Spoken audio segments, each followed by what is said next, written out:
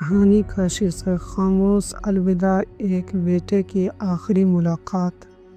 رات کے 11 بج رہے تھے، آسمان پر ہلکے بادل تھے اور سڑک پر کچھ گاڑیاں ہی دکھ رہی تھی۔ اسپتال کے کمرے میں ایک بوڑھا آدمی آکسیجن ماسک لگائے لیٹا تھا۔ نام تھا فیض علی۔ پاس ہی کرسی پر بیٹھا تھا اس کا بیٹا عدنان۔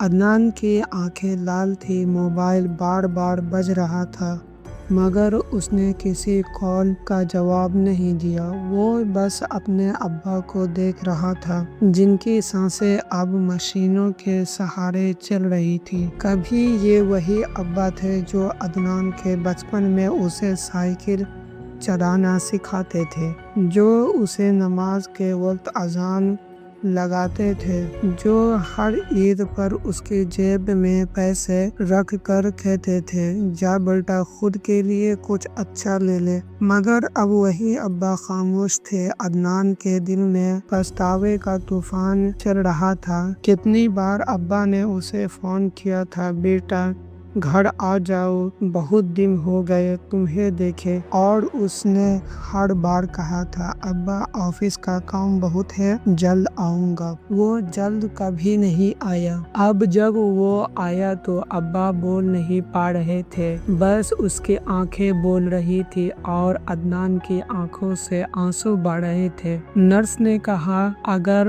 کچھ کہنا ہے تو کہہ دیجیے، پتہ نہیں صبح تک حالات کیسے ہیں۔ عدنان نے ابا کا ہاتھ تھاما اور روتے ہوئے کہا ابا معاف کر دو، میں نے وقت نہیں دیا، میں نے آپ کی باتیں نہیں سنی، مجھے معاف کر دو۔ ابا نے دھیمی آواز سے کہا بیٹا بس نماز مت چھوڑنا۔ اتنا کہہ کر اس کی انگلیاں ڈھیلی پڑ گئی، مشین کی بیپ کی آواز سیدھی ہو گئی اور عدنان کی دنیا رک گئی۔ وہ گھنٹوں اسی کرسی پر بیٹھا رہا، کمرے میں صرف مشینوں بیپ اور اس کی سسکیوں کی آواز تھی۔ صبح جب نرس نے اسے اٹھایا تو اس نے اپنے ابا کے ماتھے کو چوما اور کہا ابا اب میں ہر نماز میں آپ کے لیے دعا کروں گا۔ قبرستان میں جب مٹی ڈالنے کا وقت آیا تو عدنان نے آنسو مٹی میں گرتے رہے اور اس کے ہونٹوں سے بس یہی نکلا یا اللہ میرے ابا کو معاف کر دے اور